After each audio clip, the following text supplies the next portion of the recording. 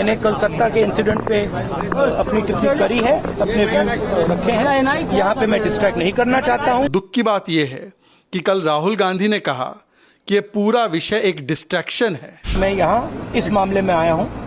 अब मैं जानता हूँ कि आप इस मामले को उठवाना नहीं चाहते हो, आप डिस्ट्रैक्ट कराना चाहते हो। मतलब बंगाल में बेटी के लिए न्याय की लड़ाई डिस्ट्रैक्शन है और राहुल गांधी की देखा देखी राकेश टिकैत जो इनके करीबी नेता है, इंडिया अलायंस के बहुत ही चहेते नेता है, वो कहते हैं कि ये षड्यंत्र है ममता बनर्जी की सरकार के खिलाफ। यहाँ पे मैं डिस्ट्रैक्ट नहीं करना चाहता हूँ, इसलिए मैं यहाँ इनका मामला उठाने आया हूँ। लास्ट क्वेश्चन, आज सुप्रीम कोर्ट ने डॉक्टर से कहा है कि अपना प्रोटेस्ट एंड करना है। एज एलओपी आपका क्या व्यू है? सुप्रीम कोर्ट ने डॉक्टर से कहा अपना स्ट्राइक एंड करना है। एज एलओपी आप देखिए भैया, मैं यहाँ इस मामले में आया हूँ। अब मैं जानता हूँ कि आप इस मामले को उठवाना नहीं चाहते हो, आप डिस्ट्रैक्ट कराना चाहते हो, क्योंकि आप दलितों की बात नहीं रखना चाहते। देखिए, आज पूरे देश में एक न्याय के लिए लड़ाई चल रही है। बंगाल में जो आरजीकर मेडिकल कॉलेज में रेप और हत्या हुई, इस पर माननीय सुप्रीम कोर्ट ने भी संज्ञान लिया। हाई कोर्ट के बाद सुप्रीम कोर्ट ने पश्चिम बंगाल की सरकार को फटकार लगाई कि किस प्रकार से वो इंस्टीट्यूशनल संस्थागत कवर अप कर रहा है और बेटी बचाओ या बेटी को न्याय दिलाओ नहीं, बल्कि बलात्कारी बचाओ और सबूत मिटाओ कर रहा है। परंतु दुख की बात यह है कि कल राहुल गांधी ने कहा कि ये पूरा विषय एक डिस्ट्रैक्शन है। मतलब बंगाल में बेटी के लिए न्याय की लड़ाई डिस्ट्रैक्शन है और राहुल गांधी की देखा देखी राकेश टिकैत जो इनके करीबी नेता है, इंडिया अलायंस के बहुत ही चहेते नेता है, वो कहते हैं कि ये षड्यंत्र है ममता बनर्जी की सरकार के खिलाफ। वो कहते हैं कि 10 दिन से मीडिया और देश की जनता प्रोपेगेंडा कर रही है।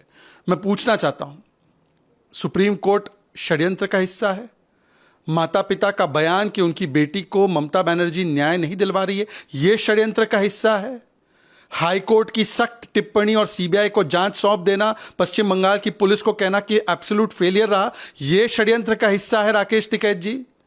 या ये षड्यंत्र का हिस्सा है जो उसके लिए लाखों लोग सड़कों पर उतरे हैं, बेटी के लिए न्याय मांग रहे हैं? यह शर्मनाक बयान है और यह बयान अपेक्षित है क्योंकि इंडिया अलायंस के सभी नेता इसी प्रकार के बयान देते हैं। राहुल गांधी ने डिस्ट्रैक्शन बोला, अखिलेश यादव के नेताओं पर बलात्कार के आरोप लगे तो उन्होंने बेटी का नार्को टेस्ट मांगा। तो आज सवाल बनता है कि इंडिया अलायंस के नेतागण क्या राकेश टिकैत पर कुछ बोलेंगे, क्या खंडन करेंगे? वो कुछ नहीं बोलेंगे क्योंकि कितने दिनों से हम देख रहे हैं एविडेंस मिटाओ की प्रक्रिया पश्चिम बंगाल की सरकार कर रही है। किस प्रकार से पश्चिम बंगाल की पुलिस लोगों की आवाज दबा रही है। जो भी कोई आवाज उठाता है, डॉक्टर से लेकर सांसद इनके ही, उनको नोटिस भेजी जाती है, पर संविधान बचाने वाले एक शब्द नहीं बोल पाते। लड़की हूं, लड़ सकती हूं कहने वाले एक शब्द नहीं बोलते।